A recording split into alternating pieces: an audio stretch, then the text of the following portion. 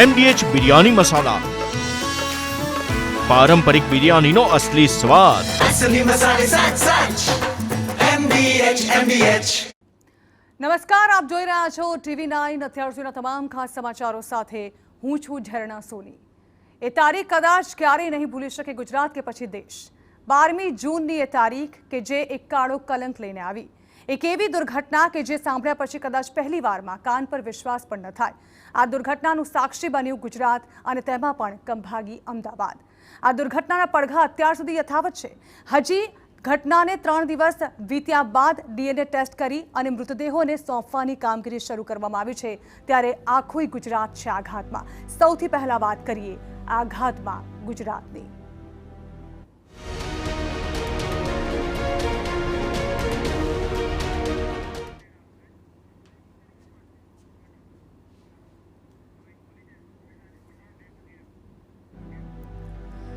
તો દુર્ઘટનાને 3 દિવસ વીતી ચૂક્યા છે અને હજુ પણ તેની છાપ જે છે તે આપણા માનસપટ પર છવાયેલી છે. પ્લેન ક્રેશ સ્થળે જે મૃત્યુ પામેલા લોકો છે તેમના માટે સહાયની પણ જાહેરાત કરી દેવામાં આવી છે. તેઓને 1 કરોડની સહાય કરવામાં આવશે. આ અંગે ટાટા ગ્રુપે દરેક મૃતકના પરિવારજનો માટે સહાયની જાહેરાત કરી છે અને મૃતકના પરિવારજનોને 1 કરોડ સોંપવામાં આવશે. આ મૃતકના પરિવારજનોની એક એવી ખોટ છે જે ક્યારેય પૂરી નહીં થાય, પરંતુ જેમણે જીવ ગુમાવ્યા છે તેમના પરિવારજનોને આ મદદ પહોંચાડવામાં આવશે. તો સાથે જ જે લોકો ઇજાગ્રસ્ત પણ થયા છે તેમની સારવારનો પણ તમામ ખર્ચ જે છે તે ટાટા ગ્રુપ ભોગવશે. ઇજાગ્રસ્ત લોકો જે હાલ સિવિલ હોસ્પિટલમાં સારવાર હેઠળ છે તેમને સારવારનો ખર્ચ પણ ટાટા ગ્રુપ ભોગવશે તેવી જાહેરાત કરવામાં આવી છે. અત્યાર સુધી જે પ્રકારે પરિવારજનો જે દિવસે આ દુર્ઘટના ઘટી અને ત્યારથી લઈને સિવિલ હોસ્પિટલમાં પહોંચ્યા હતા જ્યાં તેઓએ DNA આપ્યા હતા અને અત્યારે હવે ધીમે ધીમે મૃતદેહો સોંપવાની કામગીરી હાથ ધરવામાં આવી છે. ત્યારે સંવાદદાતા હરીન માત્રાવાડી અમારી સાથે જોડાઈ રહ્યા છે, તેમની સાથે વાત કરીએ. હરીન, એક તરફ જ્યાં મૃતકના પરિવારજનો છે તેમને સહાયની જાહેરાત કરવામાં આવી છે, હવે DNA ટેસ્ટ થકી ધીમે ધીમે મૃતદેહો સોંપવાની કામગીરી હાથ ધરવામાં આવી છે. 5 પરિવારોને બોલાવવામાં આવી રહ્યા છે અને મૃતદેહો સોંપવાની કામગીરી હાથ ધરવામાં આવી છે.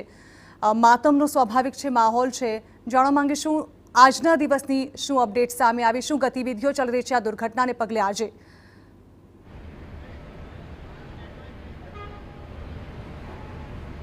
બિલકુલ, આજની વાત કરવામાં તો સવારથી જે બેઠકોનો દોર છે સિવિલ હોસ્પિટલમાં યથાવત રહ્યો હતો. તમામ અધિકારીઓ છે, નેતાઓ છે, ખાસ કરીને આરોગ્ય પ્રધાન ઋષિકેશ પટેલ સવારથી જ હોસ્પિટલમાં હાજર છે ને કઈ રીતે પરિવારજનો છે તેને કોઈ તકલીફ ન પડે, તમામ જે સ્વજનો છે તેમના મૃતદેહ કઈ રીતે તેમના ઘર સુધી પહોંચાડવામાં આવે, તમામ પ્રક્રિયાઓ, કેમ કે DNA ટેસ્ટ બાદ જે DNA મેચિંગ, રિપોર્ટ મેચિંગની જે કાર્યવાહી કરવાની હોય છે અને ત્યારબાદ તમામ જે ઓળખાણ થાય છે મૃતદેહની, ત્યારબાદ તેના પરિવારને સોંપવાનો હોય છે. તમામ જે વસ્તુઓ છે અને ઘર સુધી કઈ રીતે પહોંચે, એક પોલીસની એસ્કોર્ટ કાર સાથે આ એમ્બ્યુલન્સમાં છે મૃતદેહ ઘર સુધી પહોંચાડવામાં આવી રહ્યો છે, તે પ્રક્રિયા શરૂ છે. બીજી મહત્વની વાત છે કે જે તમામ મૃતક ટાટા ગ્રુપ દ્વારા આ તમામ મૃતકોને 1 કરોડની છે તે આપવાની જાહેરાત કરવામાં આવી છે. ખાસ કરીને જે 241 મૃતકો છે જે પ્લેનમાં સવાર હતા, ઉપરાંત જે પ્લેન ક્રેશ થયું ને ત્યાં જે અંદાજિત 33 જેટલા લોકો છે તેના મૃત્યુ થયા છે. આવી રીતે જે ટાટા ગ્રુપ છે તેના દ્વારા 1 કરોડ રૂપિયા આપવાની જે છે તે જાહેરાત કરી છે. અને બીજી તરફ વાત એ પણ આવે છે કે આવતીકાલ સુધીમાં, એટલે કે રવિવારે બપોર સુધીમાં તમામ રિપોર્ટ મેચ થઈ જશે, DNA મેચ થઈ જશે ને ત્યારબાદ આવતીકાલ બપોર સુધીમાં તમામ જે મૃતદેહો છે તેને તેમના સ્વજનો સુધી પહોંચાડી દેવામાં આવશે ને તેની પ્રક્રિયા છે થોડીવાર પહેલાં સિવિલ હોસ્પિટલમાં શરૂ થઈ ગઈ છે. સવારથી જે બેઠકો હતી તમામ જગ્યાઓ પર સિક્યુરિટી બંદોબસ્ત વધારી દેવામાં આવ્યો છે. તમામ જે અધિકારીઓ છે, કોઈ પણ વિભાગના અધિકારીઓ હોય તેમને અલગ અલગ જવાબદારી સોંપી દેવામાં આવી છે. મૃતકોના સ્વજનો જે અહીં છે તેમને કોઈ પણ જાતની તકલીફ ન પડે અને તેમને કોઈ પણ મુશ્કેલી ન પડે તેની તમામ વ્યવસ્થાઓ છે તે પણ સિવિલ હોસ્પિટલમાં કરવામાં આવી છે. જી, તો હવે ધીમે ધીમે આ મૃતકો છે તેમના પરિવારજનોને મૃતદેહો સોંપવામાં આવી રહ્યા છે. આભાર હરીન. અને આ તજવીજ જે હાથ ધરવામાં આવી છે તેમાં અત્યાર સુધી લગભગ 300થી પણ વધારે સેમ્પલ કલેક્ટ કરવામાં આવ્યા છે. અલગ અલગ જે બોડી પાર્ટ્સ છે મૃતકોના તેમના સેમ્પલ લેવામાં આવી રહ્યા છે.